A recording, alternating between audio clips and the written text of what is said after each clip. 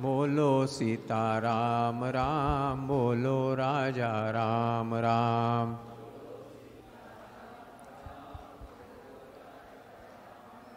बोलो सीताराम राम, बोलो राजा राम राम।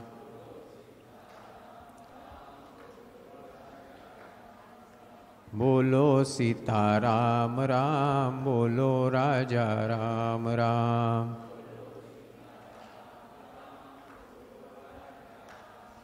जानकी जीवन स्मरण जय जय राम।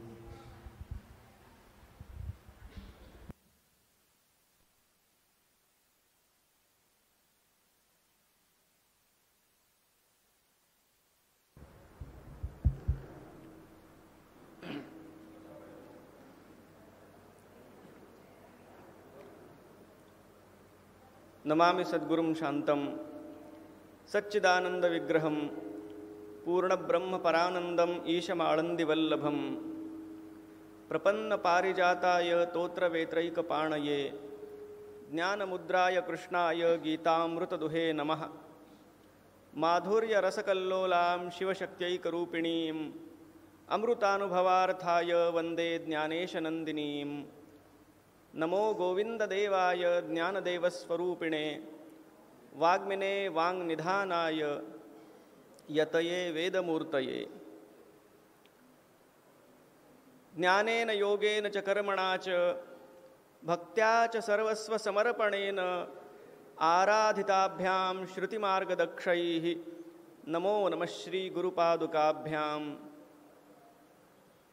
नीलाम्बुजश्यामलकोमलाङ्गं सीतासमारोपितवामभागं पाणौ महासायकचारुचापं नमामि रामं रघुवंशनाथं।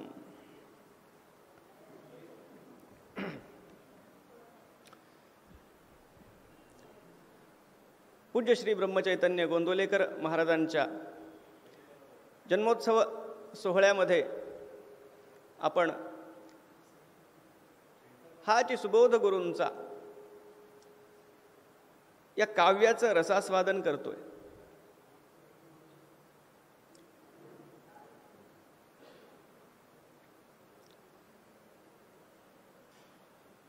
विषय जेव्हा काव्याचा येतो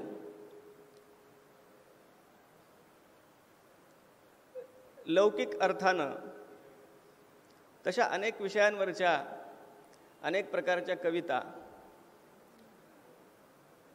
मग आजकालच्या मुक्तछंदातल्या कविता आणि वाटेल त्या प्रकारच्या कवितासुद्धा, ज्या कविता या श्रेणीमध्ये घ्याव्यात की नाही असं प्रश्न पडावा अशाही कविता येत असतात।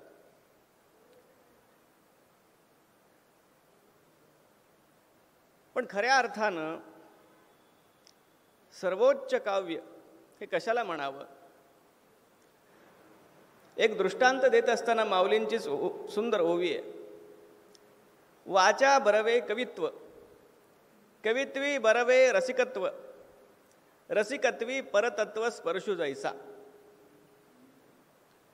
हा वास्तविक माऊलींनी दिलेला दृष्टांत आहे। त्यांना यातून दुसरं काहीतरी समजवायचं आहे, पण माऊलींची शैली अशी विलक्षण आहे की त्यांचे जे दृष्टांत आहेत ते पुष्कळ असे आहेत की ते दृष्टांतच स्वयमेव सिद्धांत बनलेत। त्यातूनच काहीतरी एक आपल्याला असं ज्ञानाचं एक सूत्र मिळून गेलं। सर्वोत्कृष्ट काव्याची ही सर्वोत्कृष्ट व्याख्या आहे। वाचा बरवे कवित्व, नुसतं बोलण्यापेक्षा ते काव्यात्मक बोलणं, कवित्वी बरवे रसिकत्व, आणखी ते जर रसाळ असेल तर अजून छान। पण एवढ्यावर हे थांबत नाही। नुसतं बोलणं, त्यापेक्षा रसाळ बोलणं, काव्यात्मक बोलणं, तेही रसाळ असणं, मनाला भावणं, आणि त्याही पुढे जाऊन रसिकत्वी परतत्व स्पर्शु जैसा। ते जर परमात्मविषयक असेल, ते भगवंताच्या नामाविषयी असेल, रूपाविषयी असेल, गुणांविषयी असेल, त्याच्या लीलांविषयी असेल, त्याच्या धामाविषयी असेल, किंवा त्याचे अत्यंत प्रिय असे साधू संत जन यांच्याविषयी असेल, तर माऊली म्हणतात ते सर्वोत्कृष्ट आहे।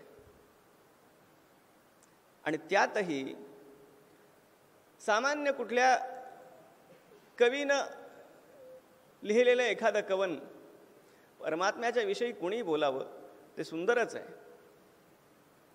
कुणी लिहावं ते सुंदर आहे. पण या परमात्म विषयक गोष्टींविषयी जेव्हा त्या परमात्म्याला जवळ केलेला एखादा संत बोलू लागतो किंवा एखाद्या संतानं ज्याला आत्मसात केलंय असा एखादा महात्मा बोलायला लागतो, तेव्हा त्या काव्याची उंची काही वेगळी असते.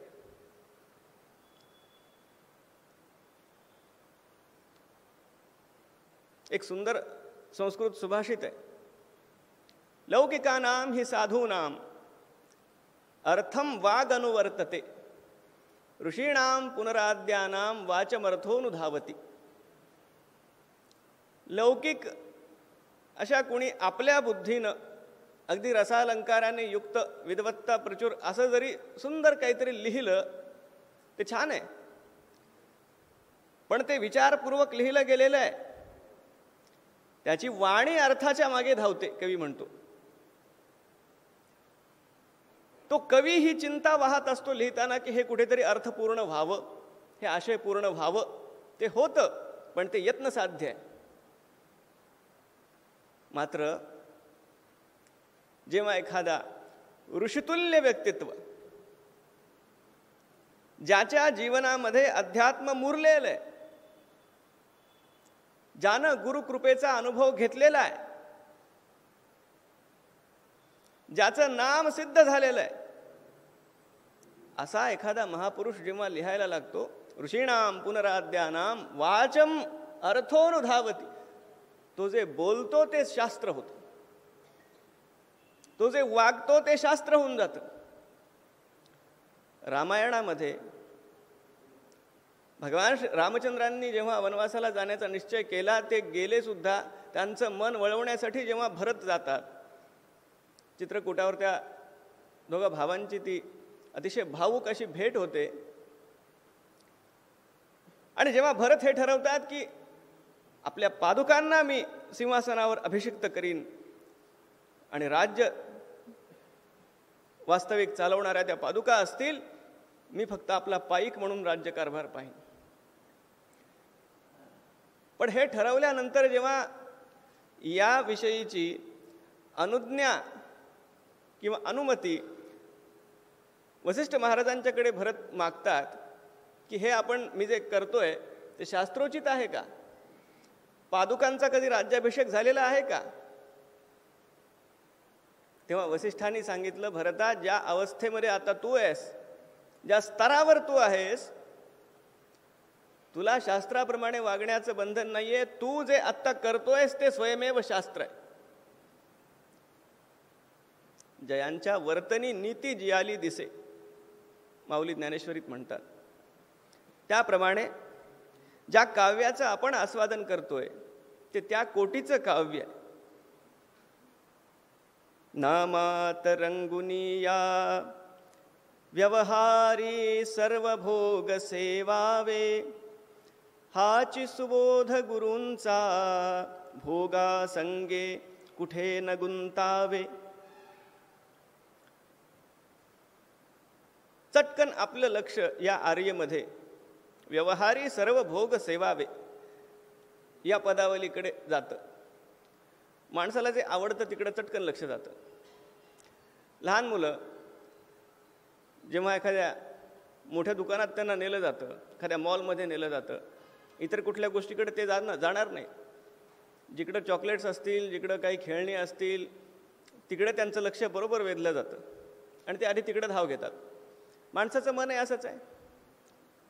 या आर्येमध्ये व्यवहारी सर्व भोग सेवावे हे जे सांगितलं ते आपल्याला फार लोभच वाटतं, कारण आपलं मन स्वाभाविक भोगांच्याकडे जातं. आपल्याला कुणी हे सांगितलं की तुम्ही आता संयमाने राहायचं आहे, 11 दिवस शक्य नाही, 5 दिवस शक्य नाही, 3 दिवस शक्य नाही, 1 दिवस तरी अगदी पाण्यावर राहायचं आहे, कुठल्याही एका वासनेचा त्याग करायला सांगितला, कुठला तरी नियम पाळायला सांगितला आणि त्यासाठी आपल्याला आपल्या मनाला मुरड घालावी लागली तर त्याचा आपल्याला त्रास होतो, ते शक्य वाटत नाही. पण तेच जर सांगितलं की तुम्हाला सूट आहे, तुम्ही हवं ते खाऊ शकता, हवं ते पाहू शकता, अशी सूट मनाला मिळाली की माणसाला बरं वाटतं. त्याच्या इंद्रियांना विषय भोगण्याची चटक आहेच आहे. म्हणून इथं सुद्धा व्यवहारी सर्व भोग सेवावे असं जेव्हा म्हटलं जातं, निषेध केलेला नाहीये. भोगांचं सेवन करावं हे विधान केलंय, पण त्यामध्ये जी अट घातलेली आहे ती पुढच्या ओळीमध्ये, भोगासंगे कुठे न गुंतावे. आता सेवन करायचंय पण गुंतायचं नाही, हे कसं शक्य आहे? माशीला गोड पदार्थ आवडतात, ती गोड पदार्थांच्या वरती घुटमळते. आपल्या मनाचंही तसंच आहे. मग डोळ्यांच्या माध्यमातून, कानांच्या माध्यमातून, त्वचेच्या माध्यमातून, रसनेंद्रियाच्या माध्यमातून, नासिकेच्या माध्यमातून, शब्द स्पर्श रूप रस गंध या सगळ्या विषयांच्या मागे आपलं मन धावतं, त्या माशीसारखं.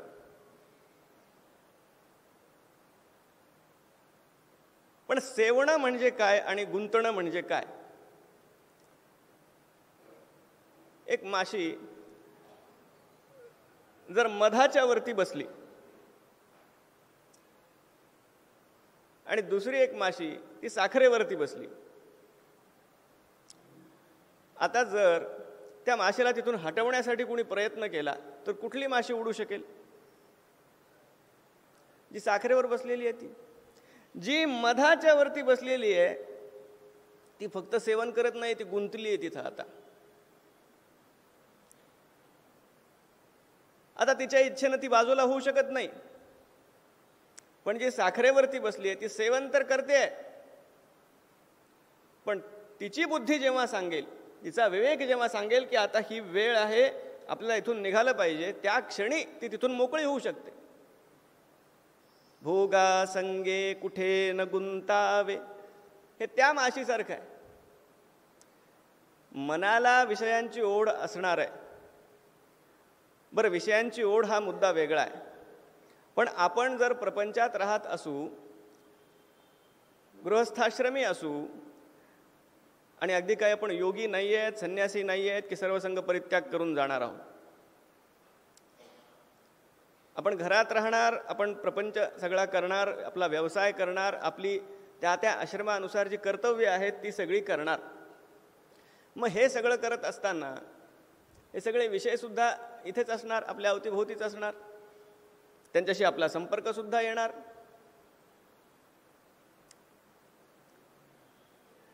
मुळात हे गुंतणं जे आहे ते सगळ्या अनर्थाचं मूळ आहे, त्याचं सेवन करणं नाही. एक प्रसंग येतो श्रीमद भागवतामध्ये. भागवतामध्ये जे मनुवंशाचं चरित्र आहे त्यात मनुचा पुत्र प्रियव्रत असं त्याचं नाव आहे. हा प्रियव्रत अध्यात्मपरायण आहे. त्यामुळं सुरुवातीला त्याची अशी इच्छा नाही आहे की आपण गृहस्थाश्रमाचा अंगीकार करावा. त्याची इच्छा आहे आपण वनात जावं, तपाचरण करावं.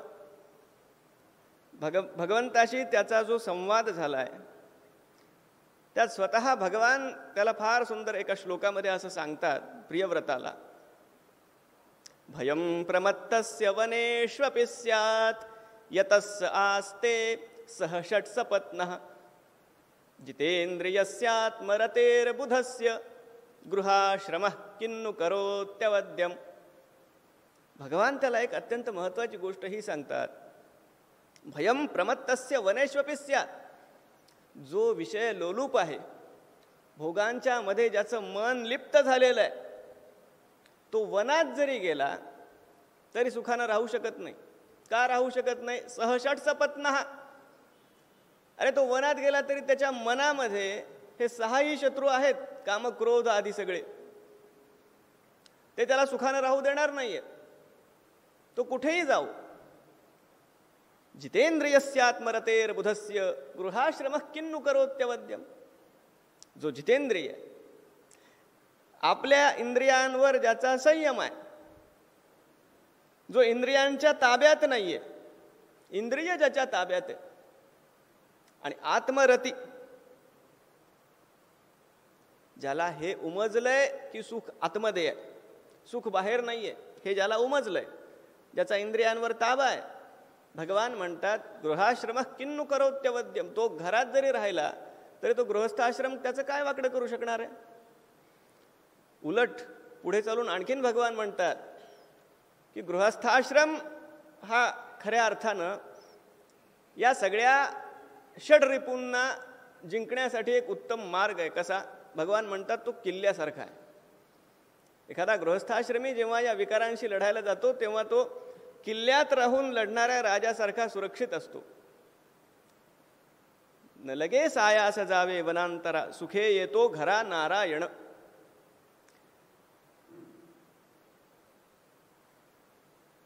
पण त्यासाठी ही न गुंतण्याची कला, जर असं असतं की जे वनात गेले किंवा ज्यांनी अगदी संन्यासाश्रमच ग्रहण केला त्यांनाच भगवत प्राप्ती झाली, तर वेदेही अशा जनक महाराजांचं चरित्र आपल्यासमोर आलं नसतं. भगवान रामचंद्र स्वतः हे न गुंतणं कसं असतं आपण पहा. उद्घोषणा झाली आहे की आता दशरथ महाराजांच्या नंतर आधिपत्य जे आहे सगळं ते रामचंद्रांच्याकडे जाणार आहे. सगळीकडे आनंदोत्सव आहे, त्यांचा राज्याभिषेक होणार आहे. आणि त्यानंतर काही प्रसंग घडतात आणि असं ठरतं की आता रामाला वनवासात जावं लागणार आहे 14 वर्ष, आणि राज्य भरतांच्याकडे जाणार आहे. ज्या गोष्टी घडल्या त्या घडल्या, पण जेव्हा ही उद्घोषणा झाली की राज्याभिषेक होणार आहे आणि जेव्हा अशी परिस्थिती निर्माण झाली की आता सगळं काही सोडून वनात जावं लागणार आहे, दोन्ही वेळा भगवान रामचंद्रांच्या मुखमंडलावरची एक रेष सुद्धा बदलली नाही. संपत्तौच विपत्तौच महताम प्रकृती समा. मुळात सुखामुळं ज्याच्या मनामध्ये आनंदोल्लास निर्माण झाला, दुःखानं तो दुःखी होणारच आहे. या दोन्हीमध्ये ज्याला सम राहता येतं, या भोगांच्या, आता भोग दोन्ही अर्थाने आहे. सुखभोगही आहेत आणि आपण जो वाक्यात उपयोग करतो की हे आपल्या प्रारब्धाचे भोग आहेत, ते भोगणं आहे, त्या अर्थी ते दुःखाचा पण भोग आहे. दोन्ही प्रकारच्या भोगामध्ये जो गुंतत नाही. पण हे शक्य कसं आहे? हे सगळं ऐकणं ठीक आहे, पण भोगांमध्ये राहायचं आणि त्यात गुंतायचं नाही, हे शक्य कसं आहे? त्याची किल्ली या पहिल्या पदामध्ये नामात रंगुनी या. व्यवहारी सर्व भोग भोगा सेवावे, भोगासंगे कुठे न गुंतावे. पण हे शक्य कसं होईल? नामात रंगुनी या. मनाला कुठलं तरी आलंबन लागतं. मी भोगांच्या मध्ये रमणार नाही असं कितीही ठरवलं कुणी तरी त्याला ते तसं शक्य होत नाही. आपण सगळ्या विषयांच्या मध्ये राहायचं आणि माझं मन त्या विषयांच्याकडे जाणार नाही, हे जर वास्तविक खऱ्या अर्थानं आपल्याला आचरणात आणायचं असेल तर त्या मनाला दुसरं आलंबन आपल्याला द्यावं लागतं. योगाचं जे अष्टांग आहेत, जी 8 अंग आहेत, यम नियम आसन प्राणायाम प्रत्याहार धारणा ध्यान समाधी, यामध्ये प्रत्याहार नावाची जी पायरी आहे, प्रति आहार, प्रत्याहारश्चेंद्रियाणाम विषयान मनसा हृदी, भागवतामध्ये त्याची व्याख्या केली. आपल्या फार अवघडात आपल्याला जायचंच नाहीये, सोपी गोष्ट आहे. आपलं मन इंद्रियांच्या माध्यमातून या विषयांच्याकडे धावतं. जे विषय सगळे आपल्याला बाहेर दिसतात. आपल्याला सुंदर काहीतरी पाहावंसं वाटतं, काहीतरी ऐकावंसं वाटतं, जिव्हेला काहीतरी चाखावंसं वाटतं. स्वाभाविक ही जी मनाची बाहेर ओढ आहे त्यामुळं आपल्याला अंतर्मुख होता येत नाही. मग अगदी नामस्मरण करत असताना सुद्धा, नामजप करत असताना सुद्धा मन बाहेर धावायला लागतं. आणि इतर वेळेला मन जेवढं बाहेर धावत नाही त्यापेक्षा कितीतरी पटीनं अधिक ते बरोबर तेव्हा जास्त धावायला लागतं जेव्हा हातामध्ये माळ येते. नाही ते विकार आणि नाही ते विचार आपल्या मनामध्ये असे उसळू लागतात जेव्हा आपण जप करायला लागतो, नामस्मरण करायला लागतो. तेव्हा हे मनाचं जे बाहेर धावणं आहे त्याला आत कसं वळवायचं? एखादं मूल बाहेर खेळायला गेलं, त्याची आता जेवणाची वेळ झाली आहे, जेवणानंतर त्याला अभ्यासाला पण बसवायचं, आईला ही सगळी चिंता आहे. पण 1 तास झाला, 2 तास झाले, ते मूल काही घरामध्ये यायचं नाव घेत नाहीये, बाहेर रमलाय. मग आईला काय करावं लागतं?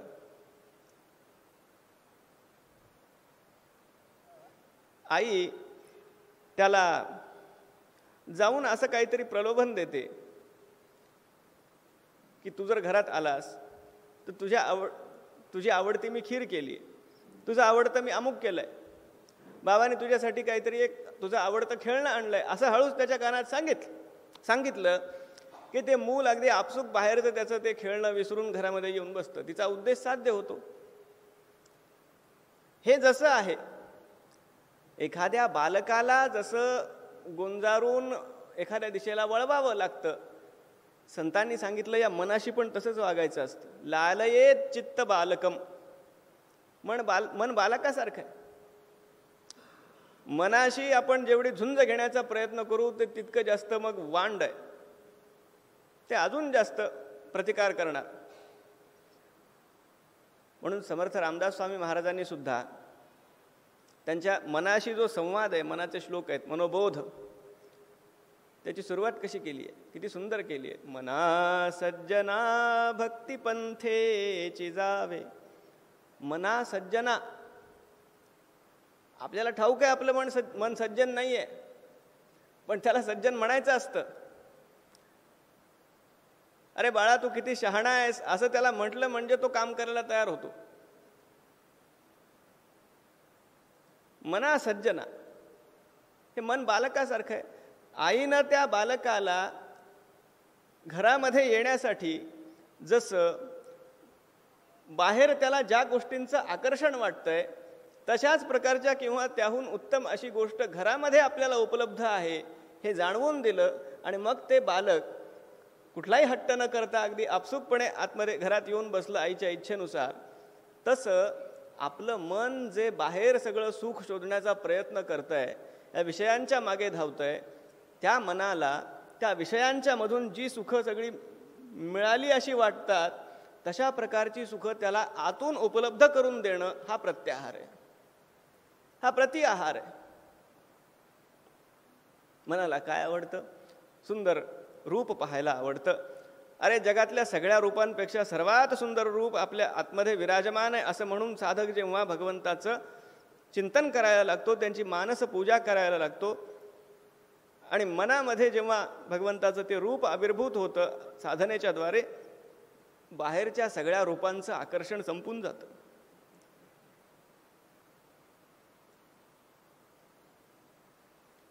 मग रूपाचं ध्यान, गुणांचं चिंतन, लीलांचं श्रवण, आणि या नाम रूप गुण लीला धाम आणि भगवंताचे प्रिय संत, याच्या 6 गोष्टी आहेत. यामध्ये पहिलं नाम आहे. जसं आपण पाहिलं की भावे हा शब्द या बोलावे, गावे आणि सांगावे या तिन्हींसोबत जोडलेला आहे, तसं हे नाम जे आहे ना, पहिलं तत्व ते या रूपासोबतही जोडलेलं आहे, ते गुणांच्या सोबतही जोडलेलं आहे, लीलेच्या सोबतही जोडलेलं आहे, धामाच्या सोबतही जोडलेलं आहे, आणि भगवंताच्या प्रिय संतांनी तर ते नाम आपल्या कंठामध्ये धारण केलेलंच आहे. हे जेव्हा सिद्ध होतं, जेव्हा त्या मनाला आतमध्ये गोडी वाटायला लागते, ते आत वळतं, तेव्हा खऱ्या अर्थानं बाहेर व्यवहारामध्ये भोगासंगे कुठे न गुंतावे हे सिद्ध होतं.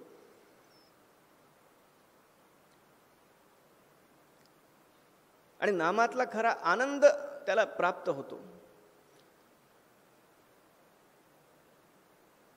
आता बोलण्यासारखं तसं पुष्कळ आहे, पण नामामधला किंचित सुद्धा रस जर मनाला प्राप्त झाला तर त्याच्या हे लक्षात येतं की आपण आजवर जे काही भोगत होतो ते खरं किती वायफळ होतं. ज्ञानेश्वरीमध्ये तर ठिकठिकाणी माऊलीने हे इतके दृष्टांत दिलेले आहेत. शारदेची ये चंद्रकळे माझी अमृतकण कोवळे, ते वेचिती मने मवाळे चकोरत लगे. या ठिकाणी जसा तो उल्लेख केलाय माऊलींनी, तसा अन्यत्र सुद्धा माऊली म्हणतात, तो चकोर काही वाळवंटे चुंबितो असे. ज्यानं शरदाचं चांदणं भोगलेलं आहे त्या चकोराला वाळवंटाविषयी काय गोडी वाटणार आहे. जेव्हा नामामध्ये मन जेव्हा रंगतं, आधी नामाचा उच्चार आहे, मग नामाचं गायन आहे, मग हळूहळू वृत्ती त्या नामाशी जोडली गेली की त्या नामामध्ये रंगून जाणं आहे.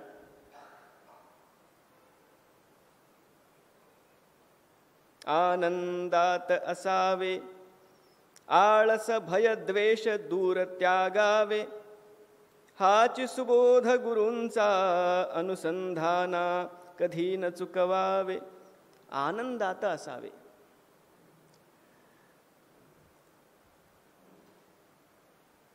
इथं आनंद शब्दाचा प्रयोग केलाय.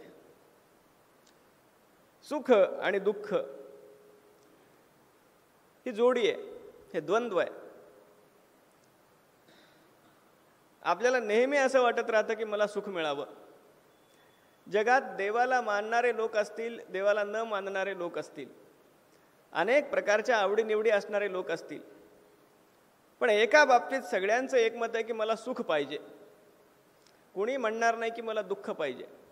माणसाचा स्वभाव आहे, जन्मल्यापासून त्याला सुखच पाहिजे. सुखम मे भूयात दुःखम मे मा भूत. एक फक्त कुंती आहे आपल्याला सापडते श्रीमद भागवतामध्ये, जिने दुःख मागितलं. ती म्हणते, विपदस संतु नश्यश्वत तत्र तत्र जगद्गुरो. देवा आमच्यावर संकट येऊ द्या. आता सगळी संकटनाशन स्तोत्र म्हणणारे आपण, हनुमान चालिसाचा पाठ करणार, रामरक्षेचा पाठ करणार, उत्तम गोष्ट आहे, पण संकट येऊ नये यासाठीच करतो आपण. कुंती म्हणते संकट येऊ द्या. कशासाठी? भवतो दर्शनम यत्स्यात् अपुनर्भव दर्शनम. कुंती म्हणते जेव्हा जेव्हा आमच्यावर संकट आलं, कृष्णा तू त्यातून आम्हाला बाहेर काढण्यासाठी आलास. संकट आमच्यावर आलं की तुझं दर्शन होतं, तुझ्या दर्शनाच्या सुखासाठी हे संकटांचं दुःख आम्हाला दे. म्हणजे तिनं जे दुःख मागितलं ते सुद्धा सुखासाठीच मागितलंय. म्हणून प्रत्येकाला सुख पाहिजे, पण त्यासोबत दुःख येतं. माऊली तर याही पुढे जाऊन म्हणतात, ज्याला आम्ही सुख म्हणतो ते सुख नाहीच आहे, दुःख त्या सुखाचा वेश घेऊन आलंय. भर्तृहरींचं एक फार सुंदर सुभाषित आहे, संपूर्ण सुभाषित नाही सांगत. प्रतिकारम व्याधे सुखमिति विपर्यस्यति जनः. ते म्हणतात माणसाला जे सुख मिळालं वाटतं ते नेमकं काय घडतं. कुणी एखादा माणूस उन्हामध्ये चाललेला आहे, आता ऊन पडायला लागलेला आहे, अगदी वैशाख मास आहे, ऊन तापलेला आहे, तो रस्त्याने चालतोय, कुठे झाडं दिसत नाहीयेत, आणि एक त्याला कुठेतरी वटवृक्ष दिसतो आणि त्याची शीतल छाया दिसते, तो तिथे जाऊन विसावतो. त्याला काय मिळालं? त्याला सुख मिळालं. छान थंडगार सावली मिळाली, त्याला वाटतं मला सुख मिळालं. पण त्याच वटवृक्षाच्या सावलीमध्ये एक माणूस सकाळपासून चिंताग्रस्त होऊन बसलेला आहे. त्याची काही वेगळी चिंता असेल, पण जर सावलीत सुख आहे तर त्या माणसाला का नाही मिळत? तो त्या सावलीतच बसलेला आहे पण दुःखी आहे. हा त्या सावलीत आला, याला सुख मिळालं. मुळात भर्तृहरी या सुभाषितात सांगतात त्याला सुख नाही मिळालं, उन्हामध्ये चालण्यामुळं जे दुःख होत होतं त्या दुःखाचा फक्त प्रतिकार झाला. ते दुःख फक्त नाहीसं झालं आणि त्याला असं वाटलं मला वेगळं काहीतरी सुख मिळालं. आपल्याला भूक लागली, भुकेचा त्रास आपल्याला सहन होईनासा झाला, मग छान आपल्याला सुग्रास जेवण मिळालं. आपल्याला वाटलं भोजनामध्ये सुख आहे. भोजनात सुख नाही आहे. भोजन केल्यामुळं भुकेचा जो त्रास होता, जे दुःख होतं ते फक्त नाहीसं झालं. तहान लागली, पाणी पितो, भूक लागली, जेवण करतो, ऊन लागलं, आपण सावलीत जातो. वेगळं असं सुख आपल्याला मिळत नाही, फक्त दुःखाचा प्रतिकार होतो. भर्तृहरी म्हणतात या दुःखाचा प्रतिकार होण्याला माणसं सुख मानतात. विपर्यस्यती, विपर्यास करतात. वेगळं असं सुख मिळालंच नाही आहे आणि ते मिळू शकत पण नाही आहे. ज्यामध्ये दुःख मिसळलेलं नाही असं कुठलंच सुख भौतिक नाही आहे, उपलब्धच नाही आहे. कारण भगवान श्रीकृष्ण स्वतः या संसाराचं जेव्हा वर्णन करतात ना, दोनच विशेषणं ते लावतात गीतेच्या 9व्या अध्यायाच्या शेवटी. अनित्यम असुखम लोकम इमं प्राप्य भजस्व माम. अनित्यम, असुखम, इथं सुख नाही आहे. आणखी एका ठिकाणी भगवान म्हणतात दुःखालयम अशाश्वतम. तेच वेगळ्या भाषेमध्ये. ते विश्व कसं आहे? हे दुःखालय आहे, अशाश्वत आहे आणि दुःखालय आहे. इथून सुखाची निखळ निर्भेळ असं सुख इथून प्राप्त होईल ही आशा करण्याचं कारण नाही आहे. सुख मिळालं, त्याचा आनंद वाटला तर दुःखाला तयार राहा. जन्माचं सुख आहे तर पुन्हा मरणाचं दुःखही आहेच. या दोन्हींच्याही पलीकडे जो जातो तो खऱ्या अर्थानं आनंदी होतो. ती खरी आनंदाची अवस्था आहे. जिथं हे सुखही नाही आणि हे दुःखही नाही, ते दोन्हींच्याही पलीकडे. आणि अशा आनंदात आपण असावं असं इथं सांगितलंय. आनंदात असावे.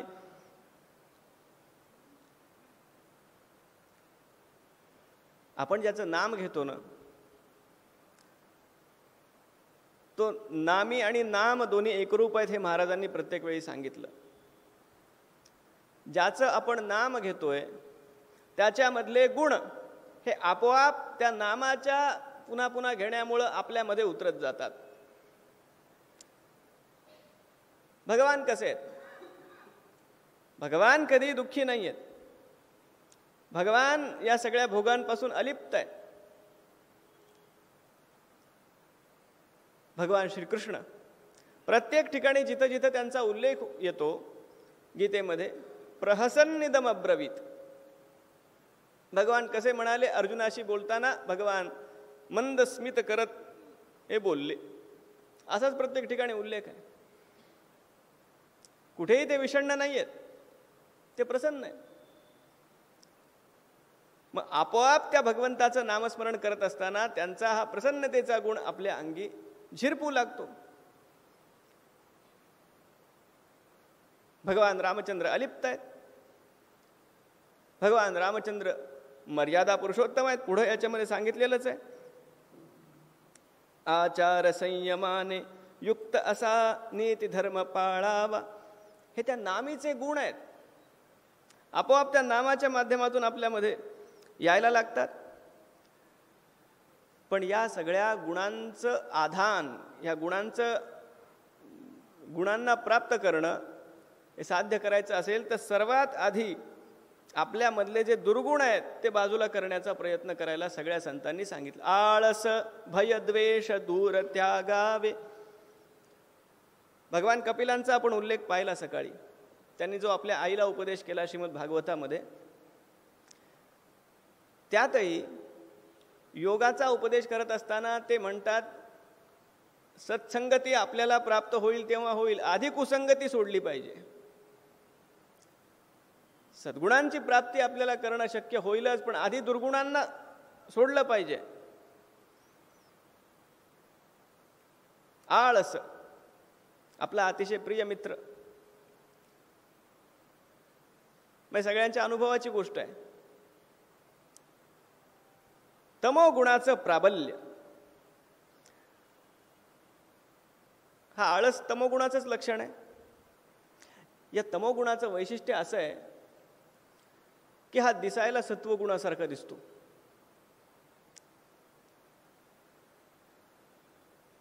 एखादा सत्वगुणी मनुष्य सुद्धा अतिशय शांत असतो आणि जो आळशी आहे तो पण शांत असतो. म्हणजे हे जे लंकेमधले 3 भाऊ आहेत ना, या तिन्ही गुणांची प्रतीक आहेत. विभीषण महाराज सत्वगुणी आहे, रावण अतिशय रजोगुणी आहे, तो स्थिर राहतच नाही. आता हे मिळवायचंय, आता ते मिळवायचंय, आता ते त्याचं चालूच आहे. आणि कुंभकर्ण हा तमोगुण आहे, तो आपला आळसामध्ये पडलेला असतो. यदग्रे चानुबंधे च सुखम मोहनमात्मनः निद्रालस्य प्रमादोत्थम तत्तामसमुदाहृतम. गीतेत भगवान म्हणतात, ज्यात मला सुखच मिळतंय असं वाटत राहतं. आता काय सांगणार, अशी पुस्तकं सुद्धा निघाली आहेत. लेझिनेस, त्यातला आनंद, कंटाळा, पडून राहावं असं वाटणं. कुणी सकाळी 4ला उठायचं आणि 4:30ला उठायचं आणि ते निजून राहावं. अलार्म वाजतो, त्याला पुन्हा शांत करायचं, पुन्हा निजायचं, हे सगळं जे काही चालतं. बरं, हा जो आळस आहे हे आपल्याला ठाऊक असतं की तो आपली किती हानी करतोय, पण तरी तो आपल्याला प्रिय इतका असतो. ही निद्रा आहे ती आपल्याला इतकी प्रिय असते. आणि कथेला किंवा प्रवचनाला बसल्यानंतर ती जास्त आपल्यावर स्वार होते. एखादा आपल्याला आवडता एखादी सिरियल असेल, एखादा चित्रपट असेल आपल्याला प्रिय असलेला, आपल्याला कळत नाही कुठे 3 तास गेले. अगदी एका बैठकीत आपण तो पाहतो, कुठे झोप येणार नाही, कथेला बसलं की झोप येणार. मग आता त्या निद्रादेवीला पण इच्छा होते कथा ऐकण्याची, एखाद्या भाग्यवंताच्या माध्यमातून ती ऐकते, असंही म्हणता येऊ शकतं. उत्तम गुण अभ्यासिता येती, अवगुण त्यागिता जाती. दूर त्यागावे, हे प्रयत्नपूर्वक करायचं आहे. माणसाची गंमत अशी असते, माणूस प्रपंचामध्ये असतो प्रयत्नवादी आणि परमार्थामध्ये होतो दैववादी. एखादी कुठली तरी सरकारची स्कीम आहे हे कळलं, त्यातून मला काहीतरी लाभ होणार आहे हे कळलं की माणूस धडपड करणार, त्याचा शोध घेणार, संपर्क करणार, जाणार स्वतःहून, त्यासाठी आहे नाही ते सगळे प्रयत्न करणार, स्वतःहून करणार. आणि तेच त्यांना विचारलं की अशात पंढरपूरला गेला होतात का हो, केव्हा जाणार, काय आता पांडुरंग बोलविल तेव्हा, का तुम्ही VIP आहेत, देवाने तुम्हाला का बोलवायचं, तो बोलविल तेव्हा. आणि पुन्हा सांगायचं, महाराज त्याच्या इच्छेशिवाय भाडाचं पान सुद्धा हलत नाही, तर मी इथून कसा हलू, मी कसा पंढरपूरला जाऊ, त्याची इच्छा असेल तेव्हा तो घेऊन जाईल. मग प्रपंचामध्ये हे असं का नाही होत, तिथं आपण सगळी धडपड करणार, धनार्जन करणार. परमार्थाचा विषय आला की माणूस दैववादी होतो. साधकासाठी ही सगळ्यात मोठी घातक वृत्ती आहे. परमार्थाच्या बाबतीत किती प्रयत्नवादी असावं हे प्रत्येक संताच्या जीवनात आपल्याला दिसतं.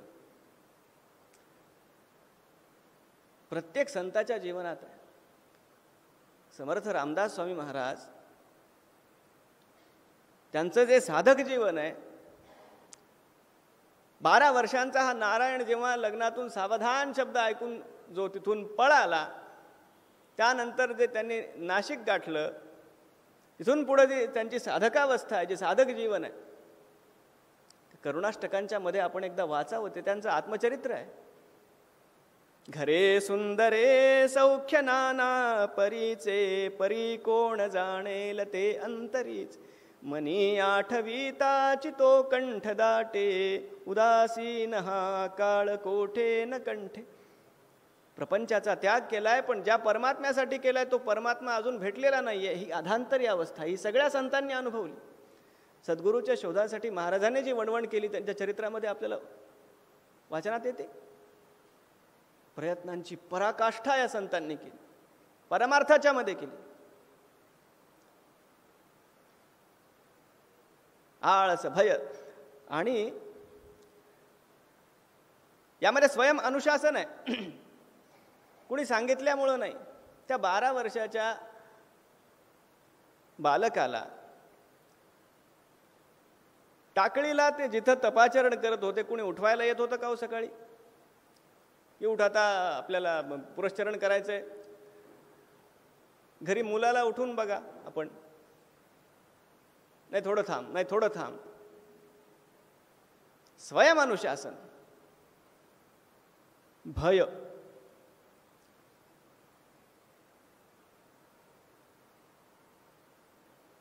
माणसाला अनेक गोष्टींचं भय वाटतं, पण खऱ्या अर्थानं ज्या गोष्टींना त्यानं भ्यायला हवं त्या गोष्टींचं त्याला भानच नाहीये.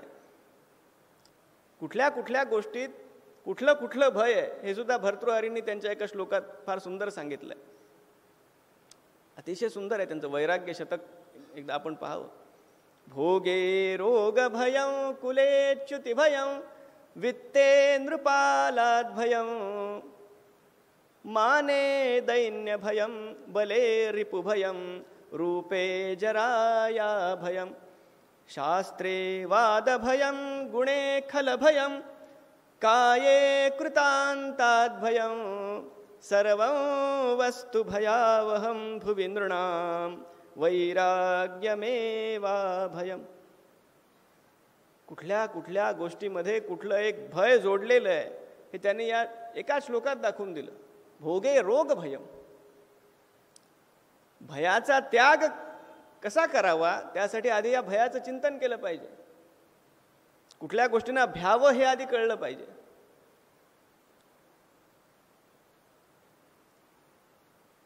एखाद्याला गोड आवडतं, किती गोड खाणार? एके दिवशी डॉक्टर सांगतात आता गोड खाऊ नका. आता मन मानत नाही, किती भोग घेणार? हे एक फक्त उदाहरण दिलं,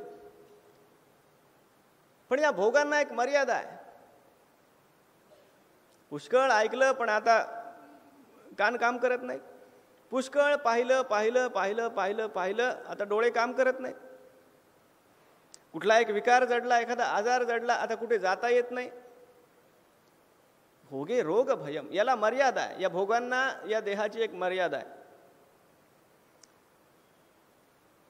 कुले च्युती भयम, आमचं घराणं, आमचं घराणं, आमचं, या घराण्याचा अभिमान लोकांना. एखादी अशी घटना घडते, भर्तृहरी म्हणतात कुठे तोंड दाखवायला जागा राहत नाही. या गोष्टी घडलेल्या आहेत आपल्या आजूबाजूला, आपण पाहतो. कुले च्युती भयम, त्या कुळाच्या अभिमानाला पण हे भय लागलेलं आहे कलंकाचं. वित्ते नृपालाद भयम, किती हजाराच्या आणि 500च्या नोटा दडवून ठेवलेल्या होत्या. तो 8 नोव्हेंबरचा दिवस, आणि बऱ्याच पती महाशयांना त्या दिवशी कळलं की आपणही लखपती होतो. एवढं दडवून ठेवलेलं सगळं बाहेर पडलं. वित्ते नृपालाद भयम, त्या धनाला राजाचं भय आहे.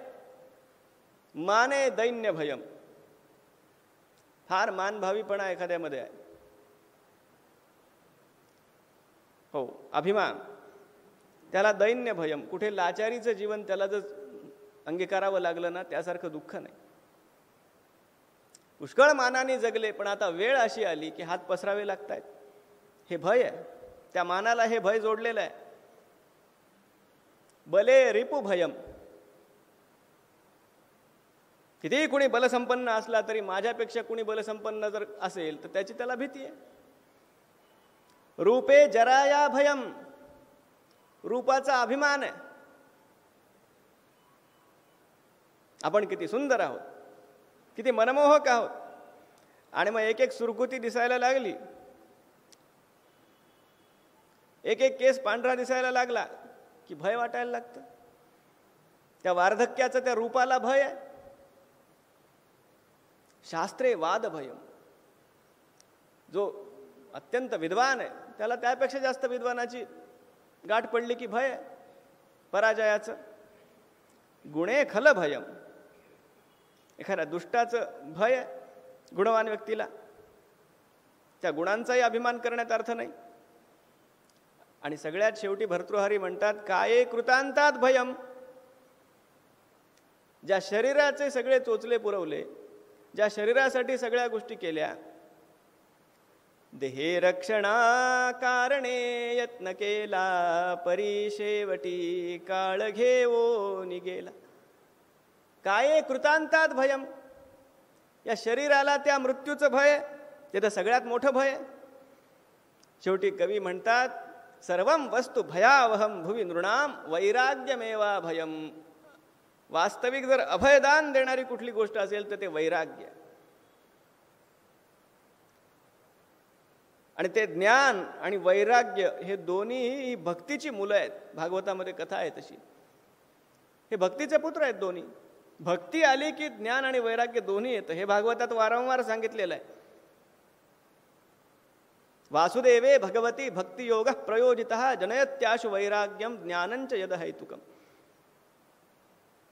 म्हणून जो नामधारक आहे तो या सगळ्या भयांच्या पासून मुक्त होतो.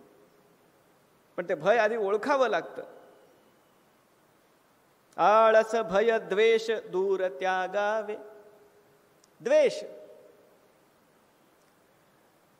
एखाद्याची आसक्ती सोडावी असं सांगितलं जातं. ही आसक्ती फक्त एखाद्याबद्दल वाटणाऱ्या प्रेमामुळे होते असं नाही आहे. ज्याच्याबद्दल द्वेष वाटतो ना, त्याची पण एक प्रकारची आसक्ती असते, त्याचं पण चिंतन होतं. एखादी व्यक्ती आपल्याला प्रिय आहे, तिचंच फक्त आपण चिंतन करतो असं नाही, त्यापेक्षा जास्त चिंतन आपण त्या व्यक्तीचं करतो आपल्याही नकळत, ज्याच्याबद्दल आपल्याला द्वेष वाटतो.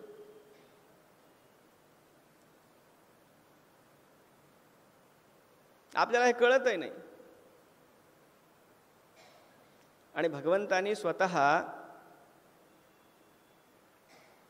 भागवतामध्ये या सगळ्या गोष्टी, मी जसं म्हणतोय ना, हे सगळं एकसूत्री काम आहे. यात कुठेही फरक नाही आहे. जे भागवतात आहे, जे ज्ञानेश्वरीत आहे, जे अन्यत्र सगळीकडे आहे तेच इथं आहे, जे इथं आहे तेच तिथं आहे. द्विषतः परकाये माम मानिनो भिन्न दर्शिनः. भगवान म्हणतात, जो माझी पूजा तर करतो, माझं नामस्मरण तर करतो, माझी भक्ती तर करतो, पण द्विषतः परकाये माम, कुणाचा तरी द्वेष करतो. कुठल्याही एका व्यक्तीबद्दल जरी आपल्या मनामध्ये कुठली आढी असेल ना, द्वेष वाटत असेल ना, देवाला आपण प्रिय होत नाही.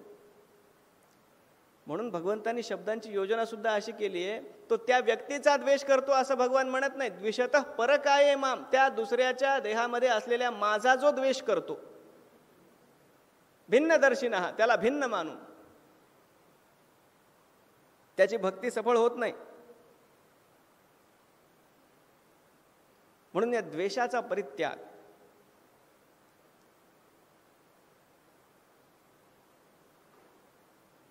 सगळ्या भावनांचं वास्तविक केंद्र भगवान व्हावेत, ही सगळ्यात उत्तम गोष्ट आहे. भागवताने किती अलौकिक गोष्टी सांगितल्या. ज्याने देवाचा द्वेष सुद्धा केला ना, तो तरला.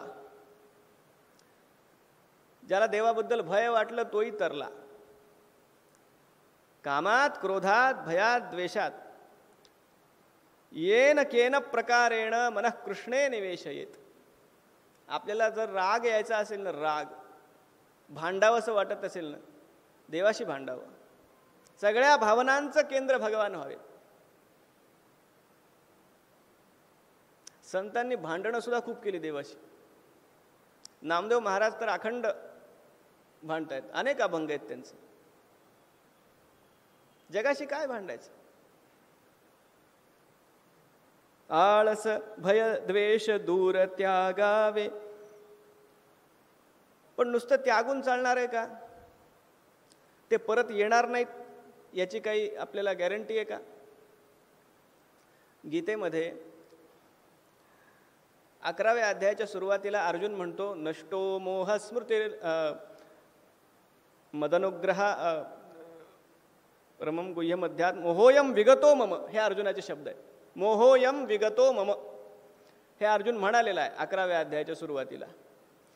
मग आता जर तो म्हणतोय की माझ्या मनातला जो मोह आहे तो निघून गेलाय, तर इथून पुढे पुन्हा 7 अध्याय गीता कशासाठी चालली? तो मोह गेलाय याचा अर्थ परत येऊ शकतो हे देवाला माहिती आहे.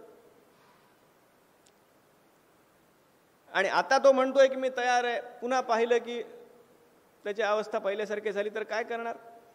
म्हणून देवानी गीता तोपर्यंत सांगितली जोपर्यंत अर्जुन हे म्हणत नाही 18व्या अध्यायात शेवटी नष्टो मोह स्मृतिर्लब्धा त्वत्प्रसादान्मयाच्युत. नुसतं तो मोहोयम विगतो मम म्हणतोय यावर देवाचं समाधान झालं नाही. माझा मोह आता नष्ट झाला हे जेव्हा अर्जुन म्हणतो तिथं गीता थांबते. म्हणून हे आळस भय द्वेष दूर त्यागावे ही गोष्ट खरी आहे, पण ते पुन्हा येऊ नयेत यासाठी काय? हाची सुबोध गुरूंचा अनुसंधाना कधी न चुकवावे. प्राप्तेही पुरुषे इंद्रिये लाळिली जरी कौतुके, तरी तो जाकळीला जाण दुःखे सांसारिके. माऊलींचे शब्द आहे. प्राप्तेही पुरुषे, सामान्य साधकाची बात आपण सोडा, पण ज्यानं ज्ञान प्राप्त केलं अशाही कुठल्या योग्यानं कुठल्याही ज्ञानानं कौतुकानं माऊली म्हणतात. अगदी कुठलाही उद्देश नसताना सहज आपल्या इंद्रियांचं कुठे कोड कौतुक केलं, त्यांचे लाड करायला सुरुवात केली, तो जाकळीला जाण दुःखे सांसारिके, तो पुन्हा त्या संसारामध्ये पडतो. भागवतात याची पण कथा आहे, सौभरी नावाच्या ऋषींची. आता सगळ्या कथा सांगण्याची काही वेळ नाही. भरतांची कथा आहे. सगळे ज्ञानमार्गाला लागलेले आहेत, तपाचरण करतायत, पण एका हरणाच्या पाडसाच्या मध्ये जीव अडकला. हरणाच्या जन्माला जावं लागलं. कारण तेवढ्यापुरतं ते सावधान राहिले नाहीत. यक्षानं धर्मराज युधिष्ठिरांना जे प्रश्न विचारले त्यामध्ये एक प्रश्न विचारला की एका शब्दामध्ये धर्म म्हणजे काय याचं काय उत्तर देशील? किंस्विद एकपदम धर्म्यम. आणि युधिष्ठिरांचं उत्तर आहे दाक्षमेक पदम धर्म्यम. सावधानता हे धर्माचं सार आहे, हे धर्माचं स्वरूप आहे. एका शब्दात जर उत्तर द्यायचं असेल धर्म म्हणजे काय, तर धर्म म्हणजे सावधानता. समर्थांनी म्हणजे त्यांचा साधक जीवनाचा प्रवासच सावधान शब्दापासून झालेला होता. आर्या फार सुंदर लिहिली आहे मोरोपंतांनी. आपल्या सगळ्या या कवीश्वरांनी इतकं सुंदर लिहून ठेवलंय. सगळ्या जिथून समर्थांनी पलायन केलं ना, जांब गावाजवळचं आसनगाव नावाचं ते गाव आहे. आमच्या माजलगावपासून हे जांब अगदी जवळ आहे, 40 किलोमीटर आहे. त्या आसनगावला ते बोहलं जिथं समर्थांचा विवाह होणार होता ते जतन करून ठेवलेली ती जागा. आणि तिथं एक आर्या लिहिलेली आहे मोरोपंतांची. द्विज सावधान ऐसे सर्वत्र विवाह मंगली म्हणती, ते एक रामदासे आयकिले त्वा सदा असो प्रणती. द्विज सावधान. अरे सगळ्याच लग्नांच्या मध्ये हे पुरोहित जे ते सावधान म्हणतातच की, ऐकत कुणी नाही. आपल्यापैकी कुणी ऐकलं का? ऐकलं, मनावर नाही घेतलं. आपल्यापैकी म्हणण्याचं कारण नाही, मी पण ऐकलं, मनावर नाही घेतलं. द्विज सावधान ऐसे सर्वत्र विवाह मंगली म्हणती, ते एक रामदासे आयकिले. त्यांनी ओळखलं. सावधान म्हणतात म्हणजे पुढे काहीतरी विघ्न आहे, या क्षणीच सावध झालं पाहिजे. आणि समर्थांनी त्यांच्या जीवनामध्ये अखंड सावधानतेचा उपदेश केला. अखंड सावधान असावे. दुश्चित कदापि नसावे. त्यांच्या उपदेशामध्ये पुन्हा पुन्हा पुन्हा पुन्हा या सावधानतेचा उल्लेख आहे.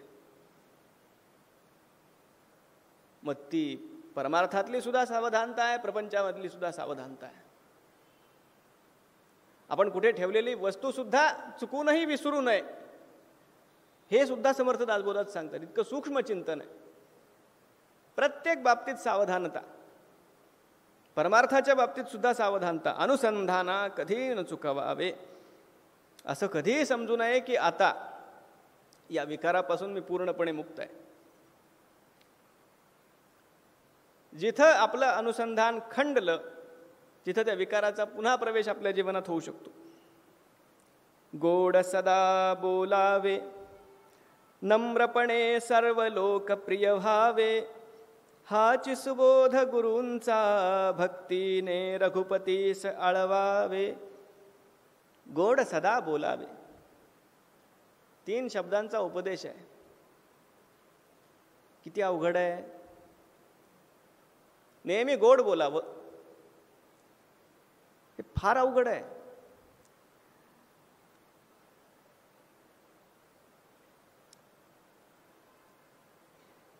एक एक नियम या संतांनी आपल्या साधक जीवनामध्ये, मग ते रामकृष्ण परमहंसांचं जीवन असो किंवा या काव्याचे जे करते आहेत स्वतः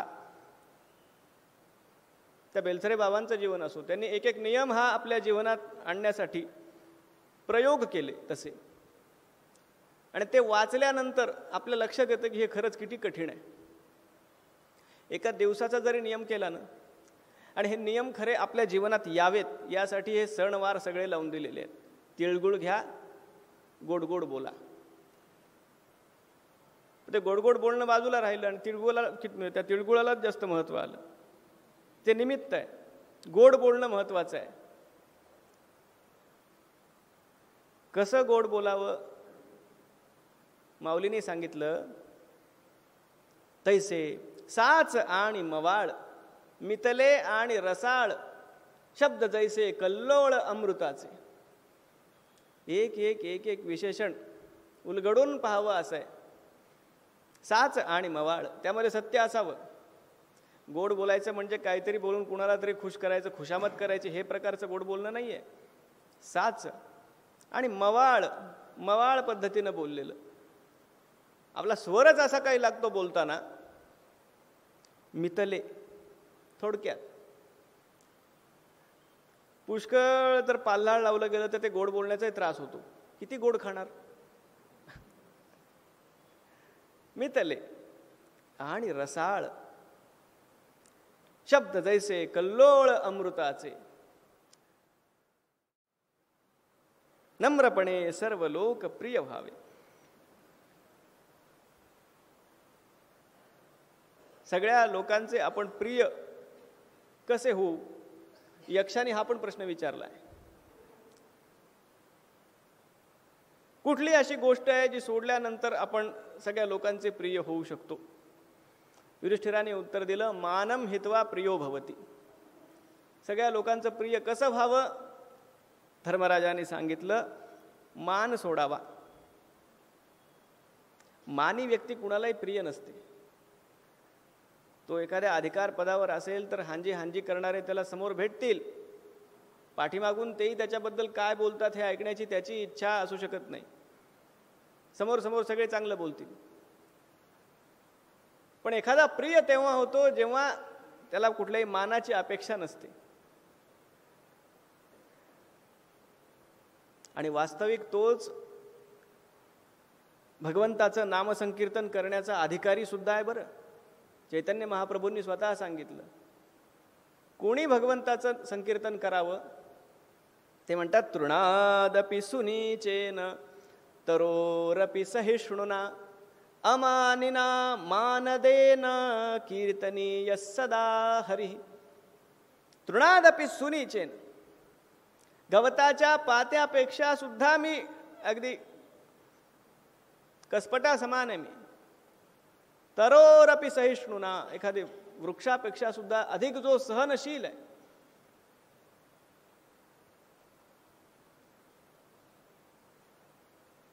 अमानिना, ज्याला स्वतःही कुठल्या मानपानाची इच्छा नाहीये, पण मान देणं, दुसऱ्यांना मान देण्यामध्ये जो नेहमी पुढे आहे. कीर्तनीय सदा हरी, त्यानं खऱ्या अर्थानं भगवंताचं नामसंकीर्तन करावं. आणि हे जे बोलतायत ना, ते महाप्रभू स्वतः जेव्हा एकदा काशीला गेले होते, एका विद्वत सभेमध्ये सगळीकडे शोधाशोध सुरू झाली. महाप्रभूंना बसण्यासाठी आसनाची व्यवस्था, अगदी उंची आसन त्यांच्यासाठी सिद्ध केलं गेलं, सजवलं गेलं. पण ते कुठे आहेत, सगळेजण शोधतायत. आणि चैतन्य महाप्रभू या सगळ्या विद्वानांनी आपली पादत्राणं जिथं सोडली होती तिथं जाऊन बसलेले होते. सगळ्या विद्वानांचे शिरोमणी आहेत, ते म्हणतात माझी ही जागा आहे. तृणादपि सुनी, हे त्यांच्या स्वतःच्या जीवनात आधी उतरलेलं आहे. या महापुरुषांच्या शब्दांचा प्रभाव काय असतो हे आपण आत्ता सुरुवातीला पाहिलं, आजचं चिंतन सुरू करत असताना. पण तो प्रभाव का असतो? कारण आधी ते त्यांच्या आचरणात आलेलं असतं आणि मग ते उत्स्फूर्तपणे बाहेर पडलेलं असतं. गोड सदा बोलावे, नम्रपणे सर्व लोक प्रिय भावे, हाची सुबोध गुरूंचा, भक्तीने रघुपतीस आळवावे.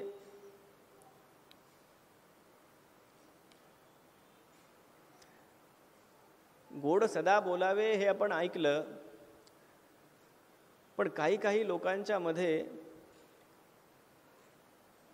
गोड गोड बोलून त्या गोड बोलण्यातच एखाद्याला टोचून बोलण्याची अशी काही कला असते की त्यांच्यासाठी नुसतं गोड बोला एवढं सांगून पर्याप्त होणार नाही. म्हणून या काव्यामध्ये पुढे मन कोणाचे कधी न दुखवावे हे मुद्दाम लिहिलंय. पुन्हा फक्त रागाने बोलून आपण मन दुखावतो असं नाहीये. बऱ्याचदा गोड बोलण्यातून इतकं आपण दुखावतो एखाद्याला, ते बोलणं गोड असतं ऐकायला, पण मनाला ज्या वेदना होतात, म्हणून मन कोणाचे कधी न दुखवावे हा फार मोठा हा गीतेमध्ये भगवान जेव्हा वाचिक तपाचा उल्लेख करतात ना, भगवंताचे शब्द फार सुंदर आहेत. अनुद्वेगकरम वाक्यम सत्यम प्रियहितंच यत्. या एकाच ओळीमध्ये कसं बोलावं हे देवानी स्वतः सांगितलं. अनुद्वेगकरम हे एक विशेषण जरी याचं जरी आपण चिंतन केलं ना, तरी गोड बोलावं आणि कुणाचं मन दुखवू नये या दोन्ही गोष्टी आपल्यामध्ये उतरू शकतील. एखाद्याच्या मनामध्ये उद्वेग आपल्या बोलण्यानं निर्माण होणार नाही असं बोलावं. ते सत्यही असावं, त्याच्यासाठी हितकारकही असावं, पण त्याच्या मनामध्ये कुठलाही उद्वेग निर्माण होणार नाही. आणि हे भगवान श्रीकृष्णांचं स्वतःचं व्यक्तित्व आहे, त्यांचं हे बोलणं आहे. हे भगवान श्रीरामांच्या स्वतःच्या व्यक्तित्वामध्ये हे त्यांचं बोलणं आहे. रामचंद्रांनी जेव्हा शिवधनुष्य त्यांच्या हातून भंग पावलं, काय संतापले होते परशुराम. आणि त्यांच्यासमोर भगवान रामचंद्र अत्यंत शांत भावानं उभे आहेत. तो संवाद फार विलक्षण आहे.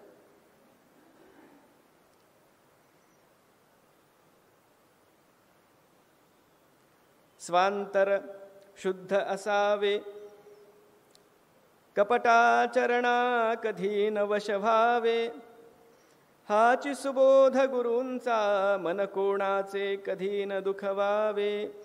आपलं अंतःकरण शुद्ध असावं. अंतःकरण शुद्ध असावं याचा अर्थ असा नाहीये की आपण अगदी ज्याला काही कळत नाही, भोळा भाबडा आहे, कुणी येतं फसवतं असं असावं हे इथं अपेक्षित नाहीये.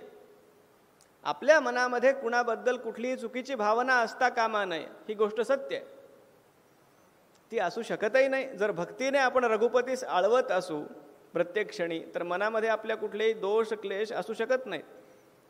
पण बऱ्याचदा होतं काय, भक्तीच्या नावाखाली नेभळटपणा खपवला जातो.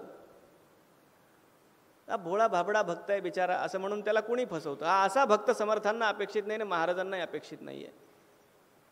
प्रपंच करावा नेटका, मग घ्यावे परमार्थ विवेका, हे समर्थांनी सांगितलं. समर्थांना प्रपंचातला नेभळटपणा कुठेही भावत नाही, कुठेही आवडत नाही. म्हणून स्वांतर शुद्ध असावे, अगदी योग्य आहे. कपटाचरणा कधी न वश व्हावे याचा सरळ सरळ अर्थ हा आहे, म्हणजे आपण स्वतः कपटीपणे वागू नये हा त्याच्यातून अगदी प्रथम आपल्या मनात ध्वनित होणारा अर्थ आहेच आहे. पण आपण कपटाचरण करू नये अशी शब्दयोजना करण्यापेक्षा सुद्धा कपटाचरणा कधी वश न व्हावे ही शब्दरचना इथं केलेली आहे. आणि याचा सरळ सरळ अर्थ आहे की कुणाच्या कपटाला आपण फसू नये, आपण कुणाशी कपटानं वागू नये. पण कुणीही कपटी मनुष्य आपल्याला सहज त्याच्या जाळ्यात अडकवू शकेल इतका आपण भाबडं पण असू नये. म्हणून समर्थांनी पावन भिक्षेमध्ये रामरायाकडे जे सगळं एक एक मागणं केलंय ना, त्या धूर्त कळा सुद्धा मागितली. धूर्त कळा मज दे रे राम.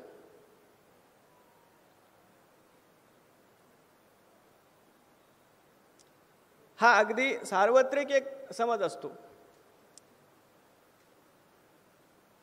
की काय आम्ही भोळे भाबडे भक्त आहोत, आम्हाला या सगळ्या प्रापंचिक गोष्टींशी काही देणं घेणं नाही आहे.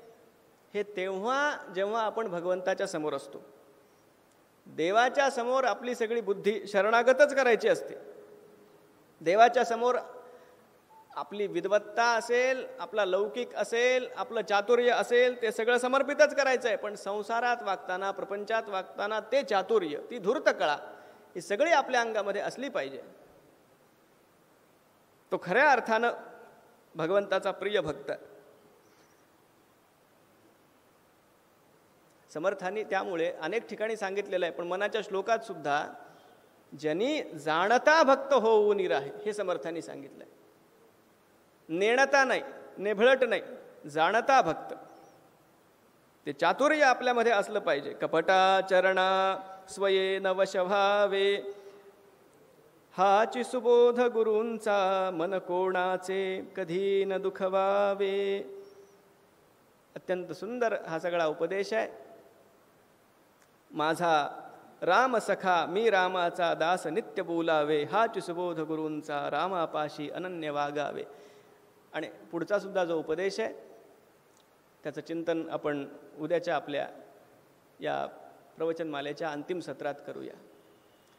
राजाधिराज रामचंद्र भगवान की जय.